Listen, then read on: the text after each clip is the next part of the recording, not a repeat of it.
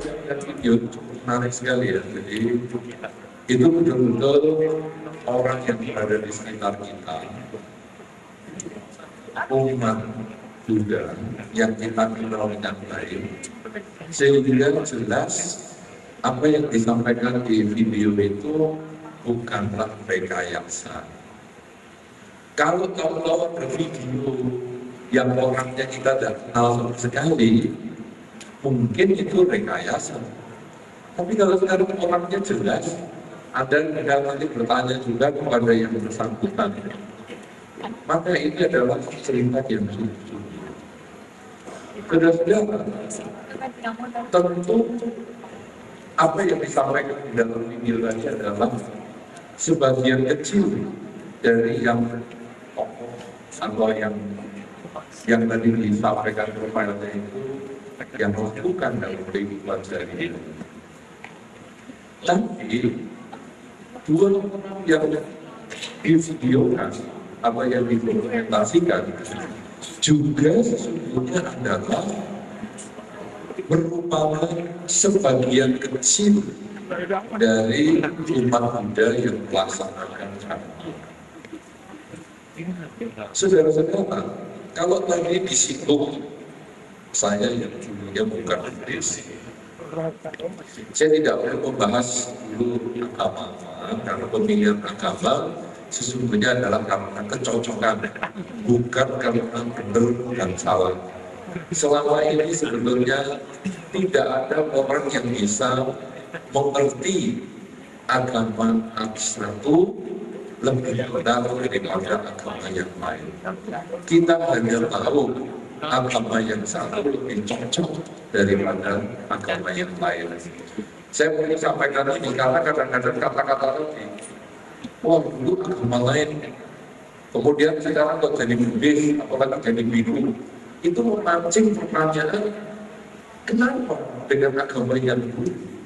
Apa ada yang salah dengan yang dulu? Sama sekali tidak ada yang salah, sama sekali tidak ada yang menyakiti, sama sekali tidak ada kekeliruan di agama yang saya mengerti dahulu. Cuma tidak cocok. Ibaratnya kalau saya cocok pakai jubah ini, Pak Yani senang pakaian yang seperti itu, cocoknya. Kalau Pak Yani disuruh pakai yang seperti saya biasa pakai, mungkin bisa rasanya kok aneh gitu. Bisa. Tapi saya suruh pakai pakaiannya Pak Yani, saya juga bisa. Apalagi menggunakan dasi, sudah diselidiki berdasarkan pakar. Pakar itu apa-apa dibuat suka. Dasi menurut para pakar itu adalah aksesoris pakaian yang paling tidak ada gunanya. Ada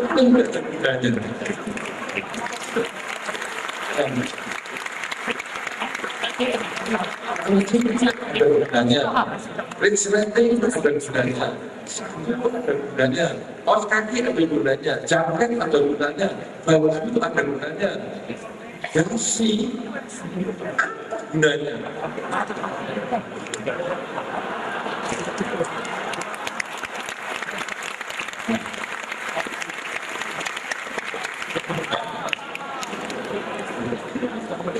Jadi kalau saya suruh pakai dasi, saya nah, tapi saya tidak mengatakan bajunya Pak Yani salah.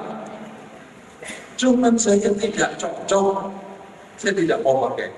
Sebenarnya Pak Yani juga tidak mengatakan jubah ini salah, cuman tidak cocok untuk beliau pakai. Demikian pula dengan macam agama. Saya menjadi Buddhis karena saya cocok dengan ajaran Buddha. Tapi bukan berarti ajaran yang bukan Buddha salah. Cuma ajaran yang bukan Buddha untuk saya pribadi tidak cocok. Bagi Anda yang cocok, silakan. Bagi Anda yang tidak cocok dengan agama Buddha, ya tidak masalah. Karena ini adalah kecocokan. Kita tidak bisa saling memaksa. Nah, saudara-saudara, ketika saya kemudian mengenal agama Buddha, sebetulnya saya tidak bingung. Bukunya agama Buddha itu cukup banyak. Dulu saya begitu kenal agama Buddha, kemudian saya diskusi dari jam 6 sore sampai jam 12 malam, tiap hari diskusi. Saya masih anti Buddhis dulu, jadi saya diskusi di luar biasa. Jadi di kompleks biara yang bentuknya kelenteng, kemudian kelenteng itu biasanya di depan pilar naga, itu ada tangganya. Saya duduk di situ. Saya tidak masuk kompleks kelentengnya atau masuk ke pintu dalam, tapi saya ada di parkiran kelenteng. Kemudian saya diskusi di situ dari jam 6 sore sampai jam 12 malam. Tiap hari 3 bulan. Sampai akhirnya orang yang saya jadi diskusi itu mengatakan, sudah, kamu sudah waktunya sekarang baca buku. Karena sudah mungkin apa yang ditanya sudah ngawur-ngawur. Jadi akhirnya ini tidak ada jawabnya. Lalu saya mulai baca buku. Buku perpustakaan, kalau perpustakaan satu ruangan saya baca semua. Habis. Cuma pusing. Ini agama Buddha ini bagaimana ya? Kok ceritanya banyak sekali, bukunya macam. Intinya ini apa? Nah, saudara-saudara, tapi akhirnya saya merenung. Dari semua bacaan itu saya renungkan, dari semua pemahaman itu saya renungkan. Serap pelan-pelan, dan serap pelan menjadi kristal. Akhirnya agama Buddha itu yang bukunya sedemikian banyak. Saudara, siapa yang punya buku agama Buddha lebih dari 10 di rumah? Yang lebih dari 10. Banyak juga ya. Lebih dari 10. Oh, banyak. Lebih dari 10. Itu buku yang lebih dari 10 itu isinya yang macam-macam. Sampai kadang-kadang itu bingung, ini ujung pangkalnya ini di mana agama Buddha ini? Oh, sampai kita tempat sendiri. Dan sudah dilakukan, setelah kita kristalisir, kita simpulkan, kita kencangkan, kita tarik seperti dasir, kita tarik. Ya jadi dasir ini ada gunanya untuk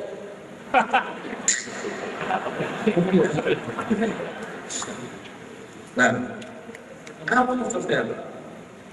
Sebetulnya inti agama Buddha itu cuma 3. Bukan seperti yang kemarin disampaikan oleh Bapak penanya dan Pak, Anda tidak jelas ya? Saya tahu daerah. Pokoknya kemarin kan ada bapak salah karena dan seterusnya. Nah, ternyata apakah intinya itu inti seluruh agama? Ya, karena itu tadi disebut inilah ajaran Bapak Buddha. Kurangi kejahatan, tambah kebaikan, sucikan pikiran. Tapi intinya agama sendiri ini apa sekarang? Ini yang 3, yaitu yang pertama kerelaan, yang kedua pemoralan, yang ketiga konsentrasi. Cuma 3, tidak ada yang lain-lain. Kalau begitu, apa yang tadi Anda lihat di dalam video, sebetulnya itu adalah salah satu praktek kerelaan. Sang dokter rela berbagi kepada pasiennya. Yang kedua, berbagi roti kepada ikan, berbagi pisang kepada gajah, tapi belum berbagi minuman suplemen kepada gajah. Mungkin gajahnya langsung sehat, bisa fitness goyang-goyang terus, kasih minuman suplemen. Itu adalah bagian dari kerelaan. Oleh karena itu, kalau sekarang kita temanya membudayakan praktek dhamma dalam kehidupan sehari-hari, sebetulnya yang nanti kita akan bahas ada 3 hal ini, yaitu praktek kerelaan, praktek kemoralan, dan praktek konsentrasi. Bagaimana sekarang cara kita untuk praktek kerelaan? Apapun profesi Anda, apapun tingkat kehidupan Anda, kerelaan itu bisa Anda lakukan. Kerelaan bisa dengan badan, kerelaan bisa dengan ucapan, kerelaan bisa dengan pikiran. Kerelaan dengan badan misalnya, Anda sedang berjalan, kemudian Anda melihat di jalan itu ada pecahan kaca. Lalu Anda ambil pecahan kaca itu, buang di kotak sampah. Kalau ada kotak sampah kering, Anda bisa masukkan ke situ. Atau kalau tidak, kotak sampah yang umum ya tinggal masukkan di kotak sampah. Dengan pikiran supaya satu tidak kotor karena Anda pecahan kaca. Yang kedua, biar tidak berbahaya untuk pihak lain. Itu sudah bagian dari kerelaan. Sangat mudah, anak kecil pun bisa dididik. Kalau tadi saya dengar seperti ada anak kecil dalam, bisa dididik. Misalnya itu ada remuan roti, ambil, oh ini bukan di mana, ini bukan kotak sampah. Lalu gimana? Buang di kotak sampah. Kenapa? Karena itu menimbulkan kekotoran. Kalau kita tidak bisa membersihkan, kalau kita tidak bisa membantu membersihkan, minimal kita menjaga tidak mengotori. Tapi kalau kita bisa membersihkan, bagus, ambil sapu dan sebagainya. Tapi kalau tidak, minimal jangan rempah-rempah itu sudah dibuang. Itu anak kecil sudah bisa dilatih, dibudayakan kerelaan dengan badan. Kemudian anak kecil juga boleh dilatih. Ini Bapak hari ini kesel, pijitin.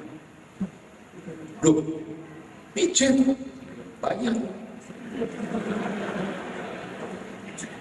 Bayarnya apa? Biar kamu baik ya. Kamu makan masih ikut saya, masih minta bayar. Pijit. Malah kamu kalau nggak pijit, bisa nggak makan. Gitu ya Pak. Itu sesungguhnya adalah anak kecil mulai dilatih melakukan kebaikan dengan badan, dilatih membudayakan kerelaan. Kerelaan dengan badan itu sangat sederhana, saudara. Anda punya tangan, punya kaki, apa saja sebetulnya bisa Anda kerjakan. Pemilihan ada di tangan Anda. Anda mau melakukan kebaikan, pilihan di tangan Anda. Anda mau melakukan kejahatan, juga di tangan Anda. Cuman ingat, ada risiko. Di dalam hidup ini, tangan dia adalah kebutuhan. Kalau kita melakukan kebaikan, kita dapat kebaikan juga. Kalau kita melakukan kejahatan, dapatnya kejahatan juga. Sama seperti tadi si Tom. Tom itu sebetulnya dia sudah melakukan kebaikan. Saya lihat dari konsep perdana ini, karena di saat perutnya terjadi bentakan yang menggelut, dia ditahan untuk nulis nama, tetap nulis nama. Hentakan di perut ini juga luar biasa, sudah mau jalan, sudah mepet nih, suruh nulis alamat, kasih nulis lagi. Yang lengkap tapi, iya, pakai nomor telepon tapi, iya. Padahal nomor teleponnya nggak sampai 2 atau 3 nomor, banyak sekali dan kadang celakanya nomor telepon sendiri sering lupa. Ayo, di sini coba, siapa yang ingat nomor handphonenya sendiri? Nggak banyak tau, rata-rata nggak ingat handphonenya sendiri. Nanti, kamu nomor handphonenya berapa ya? Berapa ya? Kamu SMS call aja kan? Kamu nomor berapa aja? SMS call. Siap, itu nomor di situ. Nomornya berapa? Nggak tahu, nanti lu punya aku sendiri loh. Iya. Nah, jadi nomor telepon itu kadang susah, sehingga kadang kita harus tulis di phone kita diriku sendiri. Nomor teleponnya ini. Jadi kalau ditanya sama saya berapa? Oh ini. Nah, sudah. Jadi ingat nomor telepon juga tidak mudah. Si Tom ini kan sudah dengan desakan yang bisa begitu. Yes.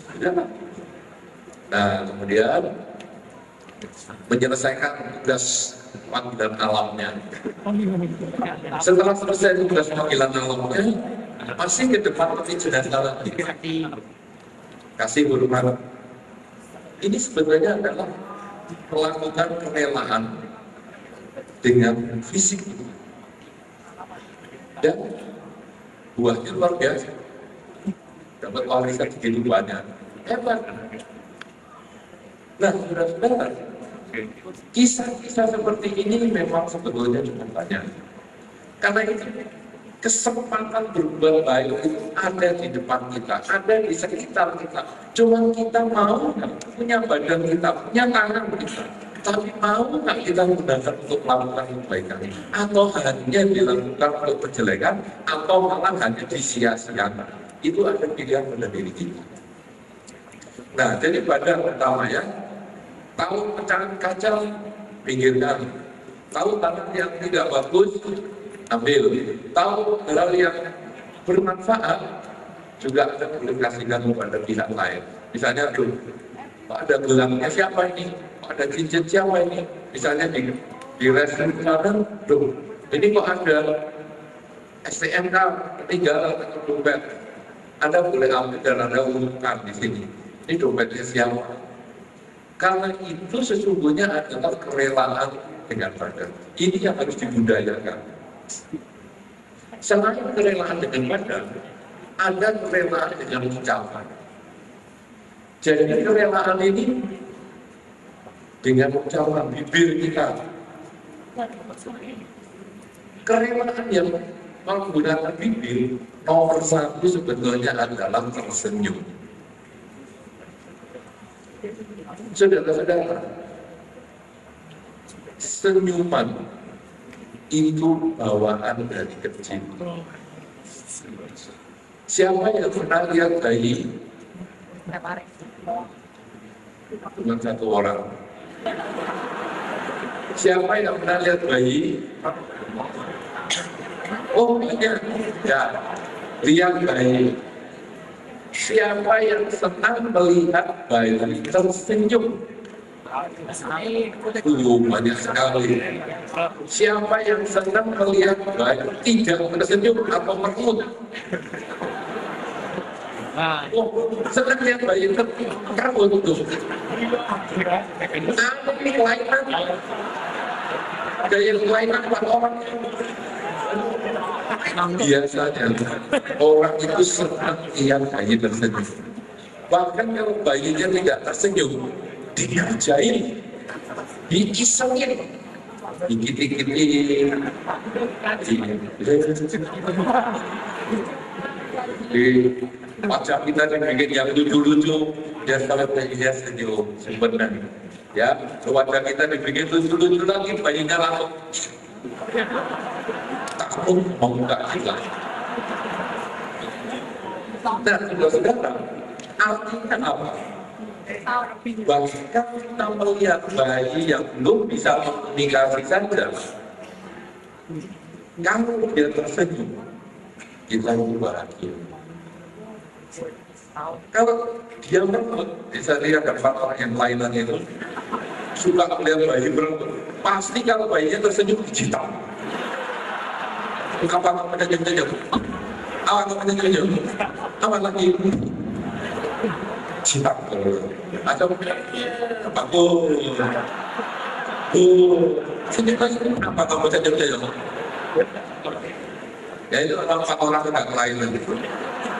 Ya, maklum lah. Tadi waktu gelap agak kelihatan dia tutup jari. Begitu terang, ini faktor ini kelainan.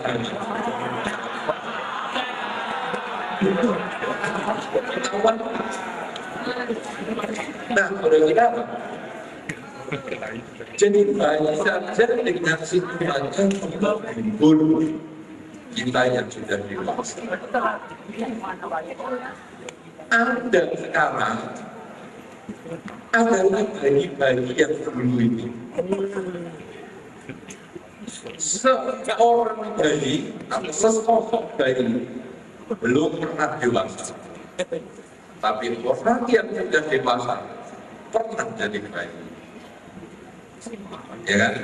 Nah, ada dulu waktu kecil dikit-dikit kakinya, dikit-dikit semuanya biar senyum sehingga orang tua Anda bahagia, orang yang tengok Anda juga bahagia. Sekarang Anda sudah dewasa, apakah Anda dikit-dikit baru senyum? Parah lagi.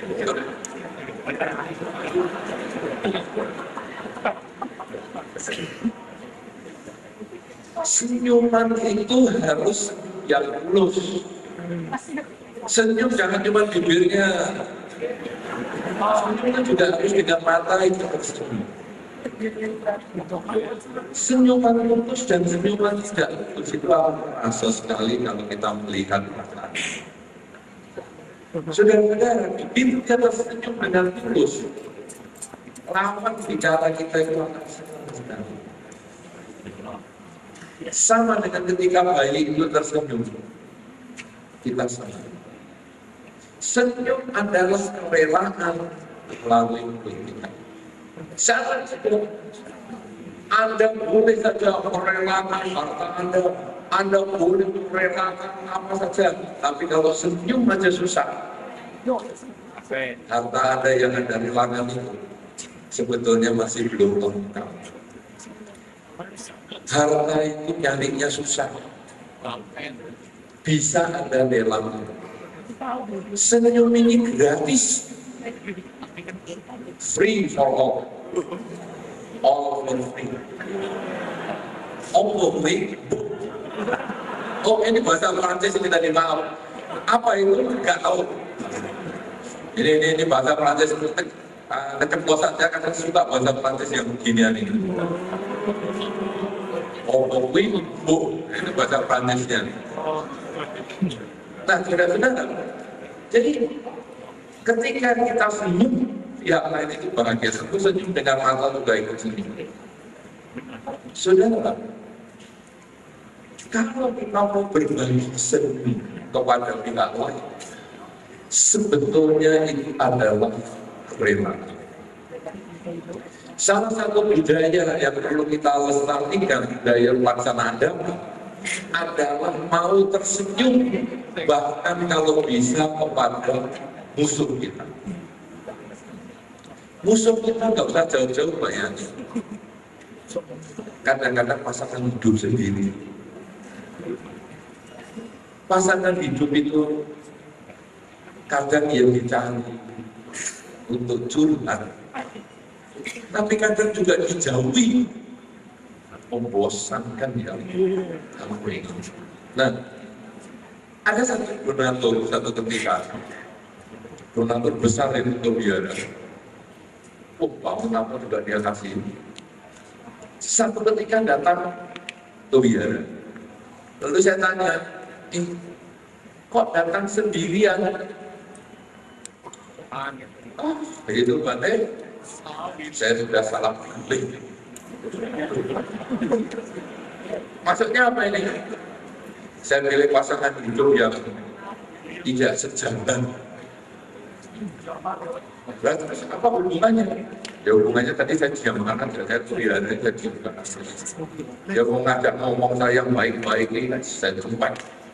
Saya buang buka, tak satu dibuang-buang. Nanti bukanya siapa ini? Atau sudah satu aja dibuang. Ya saya nggak mau Bante, ini orangnya lagi jengkel karena sangat hidup saya. Jadi gimana? Ya kita biasa, dan makanya dia mengatakan kita biasa diam-diaman seminggu, 2 minggu biasa. Nanti kalau dia bosan-bosan sendiri, mungkin kan minta-minta sendiri sama saya. Lalu saya katakan, kenapa kamu harus begitu? Ini kan dengan pasangan hidupmu sendiri, ini kan juga orang tua dari anak-anakmu. Kenapa? Kenapa kamu harus berkeras hati? Kenapa kamu nggak tersenyum dulu kepada dia? Belum. Dia yang salah Bante. Masa saya yang baik-baik dulu? Ya nggak pantas dong. Dia yang minta maaf sama saya. Loh. Orang ini kan pasangan hidupmu sendiri. Kalah sedikit kenapa sih? Gak mau. Apa kamu kalau kalah itu rugi? Ya enggak sih secara materi lagi. Kamu kan sudah bawa biara besar ini. Kamu sudah ada atau biara banyak juga. Itu kan hasil keringat yang luar biasa. Ya, iya. Nah sekarang senyuman itu apa pakai keringat? Apa sampai berjuta-juta loh biayanya? Tidak. Jual akibat saya nggak bisa pakai saya yang benar. Berarti ego ini, ego yang mahal sekali. Ego juga nggak beli, dijual mahal. Ini orang untung semua ini. Ya teorinya untung di malam. Tapi jangan dipakai yang posisi ini nggak. Ya saya mau untung Bante. Saya dapat yang gratis, jualnya mahal. Senyum ini gratis, tapi mau saya jual mahal pada pasangan hidup sendiri. Saya katakan itu salah. Berarti kamu belum mengerti konsep besar. Konsep kerelaan memang yang pertama adalah materi. Tapi tahap yang berikutnya, kita kerelaan itu adalah ego kita. Mau mengalah, mau tersenyum, bahkan itu dengan pasangan hidup kita. Jangan kamu anggap musuh. Kenapa harus bergengsi-gengsi?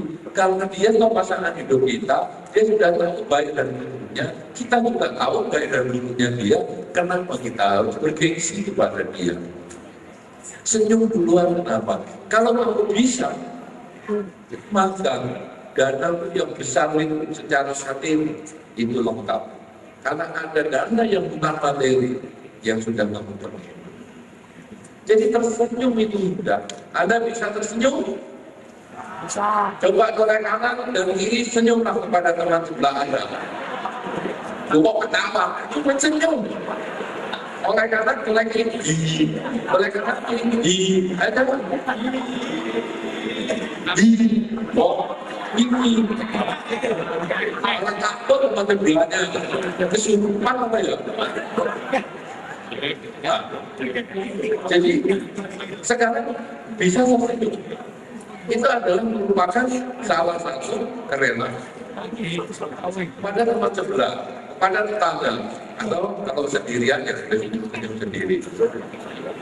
Ya tapi di kamar aja sampai dengan komen atau macam apa iPod kalau sekarang. Nah, sudah kerelaan badan dengan tadi misalnya memungut sampah ini termasuk.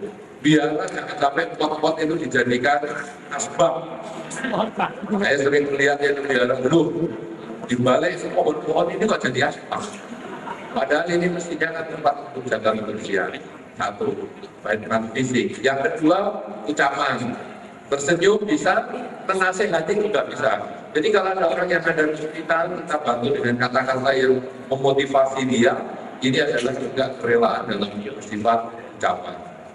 Kemudian yang ketiga adalah kerelaan dalam bentuk pikiran, yaitu kalau ada seseorang yang membutuhkan pikiran kita, ada orang membutuhkan usulan kita, membutuhkan ide-ide kita, apa senangnya kita berbagi pikiran dengan dia, sharing dengan dia, sehingga tiga hal ini kita bisa langsungkan dengan badan, juga ucapan dan pikiran. Ini adalah kerelaan yang harus kita budayakan yang pertama. Kemudian yang kedua, yang kita budayakan seperti yang tadi dikatakan oleh Dr. Tan, yaitu kemoralan. Kemoralan itu adalah tidak mengikuti ini berzina, bohong, dan mampu-mampuan. 5 latihan kemoralan dasar ini harus kita lakukan dalam kehidupan sehari-hari. Kenapa, saudara? Ada satu kisah seorang penjahat yang ini di zaman dulu sudah kisah di dalam kitab suci. Seorang penjahat yang selalu melakukan kejahatan bermacam-macam setiap harinya.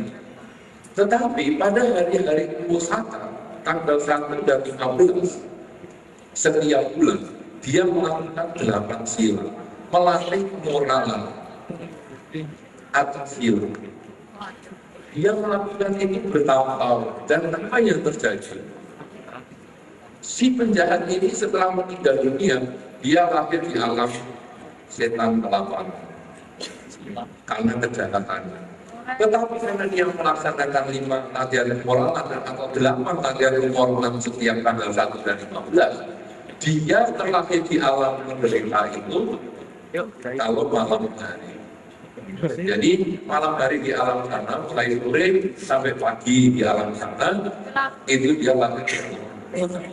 Tapi begitu pagi di alam sana dia meninggal, dia lahir di alam surga sampai dengan sore di alam surga. Kenapa dia bisa begitu lahir di alam surga untuk siang hari?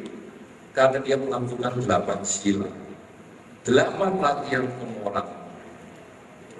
Kenapa dia tadi lahir di alam menderita? Karena dia sebagai penjahat di dalam kehidupannya sehari-hari. Jadi melaksanakan 8 kemoralan setiap tanggal 1 dan 15 ini juga merupakan satu kebudayaan yang perlu kita biasakan. Tapi kalau kita tidak bisa melakukan 8 kemoralan, 5 latihan kemoralan juga boleh. Tidak membunuh, tidak mencuri, tidak berzina, tidak bohong, dan tidak mampu. Kemudian selain kita melatih kerelaan, selain kita melatih kemoralan, maka yang ketiga yang perlu kita budayakan adalah melatih konsentrasi. Konsentrasi ini artinya pikiran kita jaga supaya tetap fokus. Fokus pada apa yang sedang kita kerjakan saat ini. Apakah saya sedang melangkah? Apakah saya sedang duduk? Apakah saya sedang berbicara? Apakah saya sedang berpikir? Saya selalu sadar. Yang ketiga ini, mengembangkan kesadaran ini adalah dengan sering bertanya pada diri sendiri. Saat ini saya sedang apa? Oh, sedang duduk. Saat ini sedang apa? Sedang berbicara. Saat ini saya sedang berpikir. Selalu itu yang kita lakukan. Jadi ternyata agama Buddha dengan bukunya yang sekian banyak, dengan kitab suci yang sedemikian banyak umat, ternyata intinya 3 hal, yaitu melakukan kerelaan, kemoralan, dan konsentrasi. 3 hal ini kalau Anda lakukan setiap hari, dilatih dikit-dikit.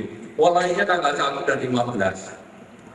Kemudian amalannya 1, 8, 15, 23. Menurut penanggalan Imlek. Lama-lama tanggal 1 sampai 8, 15 sampai 23. Terus lama-lama sepanjang hari, lama-lama sepanjang hidup kita selalu melakukan 3 hal: kerelaan, kemoralan, dan konsentrasi. Inilah hal yang kita perlu budayakan, yang nanti di dalam diskusi kita, di dalam tanya jawab kita akan perdalam lagi bagaimana teknik-teknik untuk membudayakan ini sehingga hasilnya memperoleh kebahagiaan. Karena sama seperti yang tadi penjahat yang tadi saya ceritakan, walaupun dia hanya sebulan 2 kali menjalankan 8 sila, ternyata dia bisa memperoleh alam surga setiap pagi sampai sore. Tapi ketika dia malam hari, dia memetik uang kejahatannya dengan terlatih di alam neraka. Nah, ini sebagai pembukaannya.